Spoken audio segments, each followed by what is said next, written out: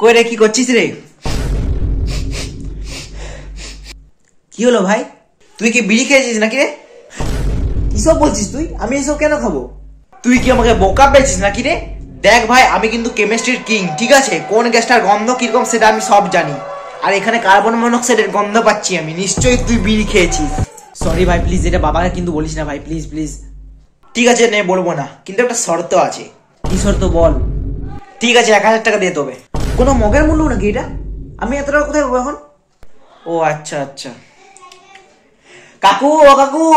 এ ভাই ভাই ভাই ভাই, দাঁড়া দাঁড়া, প্লিজ ভাই, প্লিজ বলিস না বাবাকে। বাবা জানলে আমার হাড় গুঁড়ো করে দেবে ভাই। তোর যত টাকা দরকার আমি দিয়ে দেবো ভাই, প্লিজ তাও বলিস না ভাই, প্লিজ। আচ্ছা, তাহলে 2000 টাকা বাড়তি নিয়ে নিই বরং। হ্যাঁ, একটা কাজ কর, তুই 3000 টাকা পেটিএমে দিয়ে দে আমার। হ্যাঁ, দিয়ে দে। ঠিক আছে, নে, দিয়ে দিচ্ছি।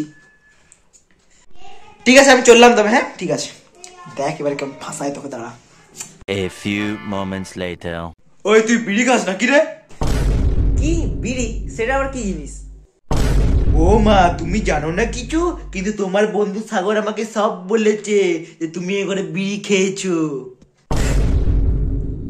আর সাগর বললো তুই নাকি ওকে 2000 টাকা পার্টি করতে দিয়েছিস, আর বলেছিস তোর নাকি খুব টাকা রয়েছে।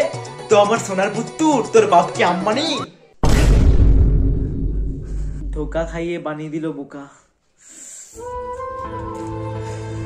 ও সোনা, কাঁদবে পরে, আগে আমার হাতে মারটা খাও জোরে জোরে। প্লিজ বাবা, সত্যি বলছি, আমি খাইনি বাবা, সত্যি বলছি। আরো মিথ্যে কথা।